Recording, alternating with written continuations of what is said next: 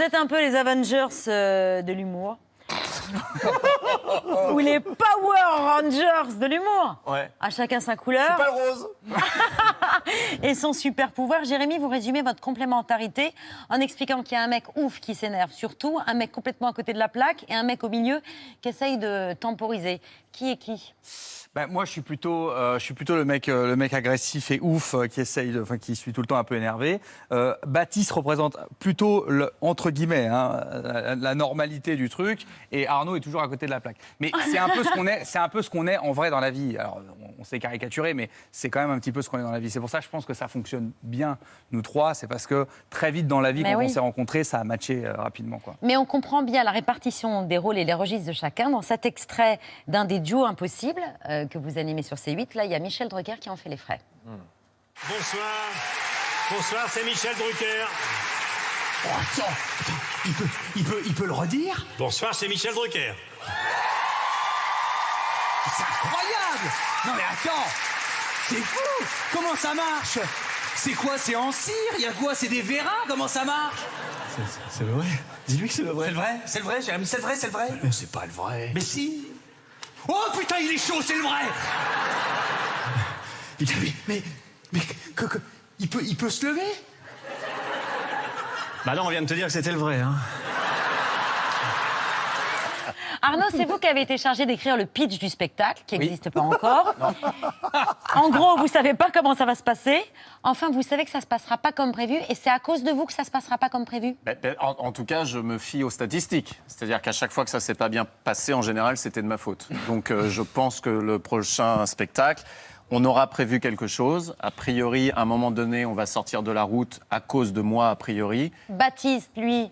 Et il vous suivra. Il me suivra parce qu'il m'aime, et Jérémy m'engueulera parce que c'est un con. Et engueulera Baptiste parce qu'il le suit. On a commencé à écrire quelque chose, oui, mais si on vous raconte ce qu'on a commencé à écrire, ces 100 000 personnes qui ont déjà acheté leur ticket vont regretter d'avoir acheté leur ticket. Ils vont demander un remboursement. Non, mais en fait, c'est tellement... Les séances d'écriture sont tellement... C'est tellement n'importe quoi, ça part tellement dans tous les sens que... c'est difficile à pitcher. C'est très difficile de pitcher ce qui va se passer. Il y a déjà quand même... Vous bossez sérieusement 3 séances d'écriture par semaine. Ouais. Et c'est vous qui êtes chargé de prendre les notes, Arnaud. Oui. Parce que, pourquoi? Faut nous Parce que expliquer. je suis le seul à maîtriser la langue française. Arrête de dire ça, c'est Non, insupportable. mais c'est Tu parles à un mec qui a son bac littéraire. T'as un bac littéraire? Ouais, moi, j'ai le bac, moi. Voilà, donc là, on est sur 2 personnes qui sont en train de s'extasier autour du baccalauréat. Donc moi, j'ai une maîtrise de droit des affaires, Babette. Ok. Et donc vous êtes chargé de prendre les notes. Je suis dactylo. Non, je suis la dactylo parce que...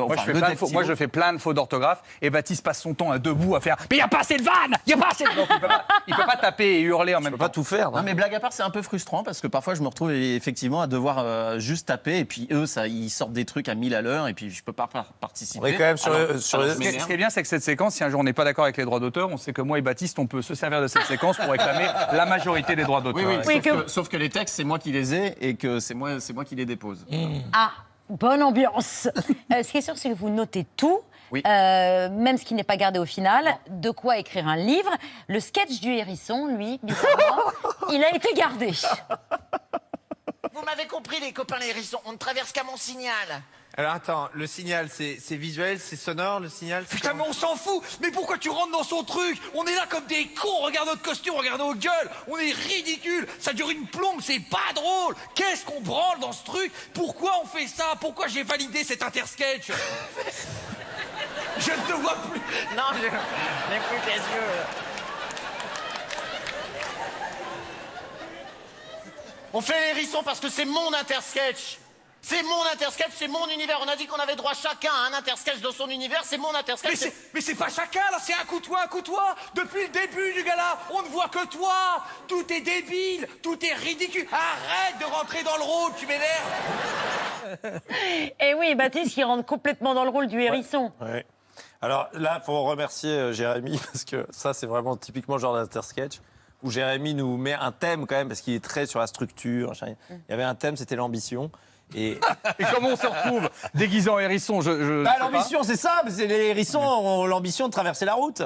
Et moi, je suis super content parce que je savais que l'idée allait faire saliver Arnaud, c'est juste de se mettre en costume complètement débile et de mettre Jérémy dedans. C'était très rigolo. Mais ça, on a un nombre d'idées. Mais franchement, on a même trop d'idées. C'est vrai. Bah, en fait, moi, ce qui me fait plus flipper, c'est qu'on a vraiment que des idées comme ça. En fait, plus ça va. Ah, moi, j'en ai un plus ambitieux que le hérisson, quand même. Quel ? Le Blanche-Neige. Blanche-Neige, donc un autre extrait d'un duo impossible, Jérémy, Arnaud, à la fin, Florence Foresti, sur une parodie de Disney, donc Blanche-Neige. Hé, Florence, Blanche-Neige, c'est pas une pute, hein? Si. Non, c'est pas une pute. Blanche-Neige, c'est une jeune fille qui donne ses services contre le gîte et le couvert à 7 hommes dans les bois. Ouais, c'est une pute, allez. Voilà, merci. Alors, on va Tiens, changer. ça va pas vite, hein? On va changer. Ça va pas vite là-dedans, hein? J'arrive pas. Ça claque pas. Ça claque pas comme on répète. Voilà. Ça claque pas. Voilà. Ça rentre, tu vois, ça rentre doucement. Donc, moi, je te le dis, c'est contre mes principes. Hein. C'est impossible que ça sorte de ma bouche. Tu vois, j'ai beau avoir un jeu, j'avoue, assez panaché, assez large. Jouer une pute, c'est hors de question. Alors, soit on change le texte, soit On change d'actrice. Ah, c'est dommage, le plan est un peu large, on voit pas bien vos talons, Arnaud. Je me débrouillais bien en talons. En talons. Ouais, j'avais 15 cm de talons, je me suis entraîné l'après-midi même. Je savais qu'on arriverait à ça, à ce thème-là, de moi et mes robes. Oui. Mes robes et moi. Où est vos jambes? Mais oui, non, c'est-à-dire qu'en fait, C'est c'est un pas... complexe sur ses jambes, Arnaud. Ouais, il veut pas qu'on voit ses jambes, sauf s'il a des collants. Ça vous fait rire, ça. Oui, c'est rigolo. C'est quand même très rigolo de dire mais- je veux bien qu'on voit mes jambes, mais je veux des collants. En fait, si vous voulez, ce qui est génial, c'est que nous, on a l'habitude d'avoir des spectacles en solo, qu'on doit extrêmement, évidemment, travailler, porter tout seul, etc. Donc, c'est une grosse pression, etc. Et nous, quand on a commencé à faire les comptes tous les trois dans les duos impossibles, on s'est pas mis de pression. On s'est dit, on écrit ce qui nous fait marrer, et puis on verra bien. Et en fait, quand on a remarqué que les fous rires qu'on avait dans le bureau étaient partagés par le public, c'est devenu une autoroute. On s'est dit, bon, en fait, si tout ce qui nous passe par la tête, ça fonctionne devant le public. Et nous, c'est une récréation. C'est pour ça qu'on n'arrête pas de se marrer et tout. C'est un peu dans le spectacle ou pas, là?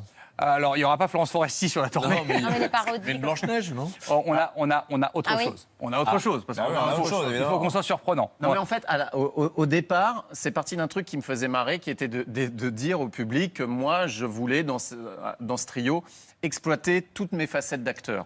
Et je voulais Là, c'est réussi, oui. Je voulais exploiter la part de féminité qu'il y avait dans mon jeu d'acteur. Et cette part de féminité... A totalement il se pris le trouve- pas sur le reste. il se trouve que c'est une nymphomane dégueulasse et que... Pas une femme dégueulasse, qui a eu un père absent, qui a besoin de rattraper ce manque d'amour. C'est pour ça, tu vois. Et comme ça fait marrer le public, je cède. Je cède. Et Non, je mais mets- Arnaud est un formidable comédien aussi. Ce qui est très jouissif quand on écrit avec ces gens-là, c'est qu'on est quand même en présence de machines de guerre. Et Arnaud est un comédien de scène absolument fabuleux. Parce que malgré tout, on a l'impression que c'est écrit comme ça. Mais en réalité, évidemment, il y a c'est. du boulot. Par exemple, là, sur le sketch de Blanche-Neige, on est quand même 4 personnes sur scène. Pour arriver à faire exister un truc à 4, c'est très, très dur. Donc, en réalité, c'est des heures et des heures de travail. Mais on sait on s'amuse. C'est vraiment une récréation, quoi. Quand on écrit, c'est vraiment une récréation. Mais les 100 000 personnes, au bas mot, qui ont déjà pris leur place, elles savent qu'il y a la complicité artistique, mais amicale aussi. Oui. Ça, ils aiment ça. La preuve, votre complicité existe aussi en vacances. Oh putain. Je te jure que l'odeur est venue jusqu'ici quand t'as enlevé ton yep de l'espadrille. Il faut arrêter ces espadrilles. Je te jure, Bat. Faut arrêter, faut les brûler.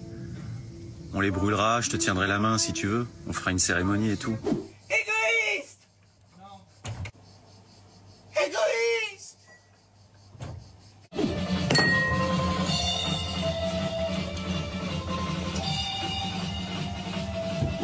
Ça s'appelle un choc thermique, Baptiste. Alors t'arrêtes d'être de mauvaise humeur. Je suis pas de mauvaise humeur. C'est juste que je ne veux pas aller dans une eau glacée. J'ai vu un pingouin sauter dans l'eau avec une combi en néoprène. C'est que vraiment que l'eau est froide. L'eau est glacée, mec. Il y a des blagues du prochain spectacle qui ont été écrites au bord de la piscine. En réalité, en vrai, c'est tellement dur de savoir parce qu'en fait, là, par exemple, on est en train de préparer aussi les 10 ans des duos impossibles. Parce qu'on va présenter une nouvelle fois tous les trois. Et en fait, il y a tellement de vannes. Des fois, on a tellement de trucs qu'on se dit où est-ce qu'on le met? Est-ce qu'on le met dans le spectacle? Est-ce qu'on le met dans les duos? En fait, nous trois... Est-ce qu'on le met pour un prochain spectacle? C'est pour ça qu'on fait des classeurs et des... Enfin, pas des classeurs, mais qu'on fait des colonnes avec des trucs différents. Parce que, en fait, tous les trois, c'est tellement...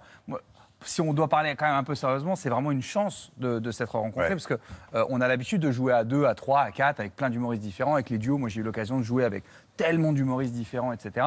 Des fois, ça finit toujours par marcher à force de travail. Des fois, c'est plus facile qu'avec d'autres. Mais là, c'est tellement naturel. évident, c'est tellement naturel, ça va tellement vite. Et puis, pour partir en vacances, de toute façon, il faut que ce soit vrai et sincère, l'amitié, parce que Ouais. Ça, moi, ça m'angoisse parce qu'on m'a beaucoup parlé des stories. J'ai l'impression qu'on. Les stories en vacances, oui, ça c'est un peu. Bah, c'est les espadrilles qui vous angoissent. Non, quoi. mais c'est pas les espadrilles, c'est que les gens disaient. C'est vous vrai, ça, les avez espadrilles. pas envie d'être très drôle en story et moins sur scène. Si vous voulez.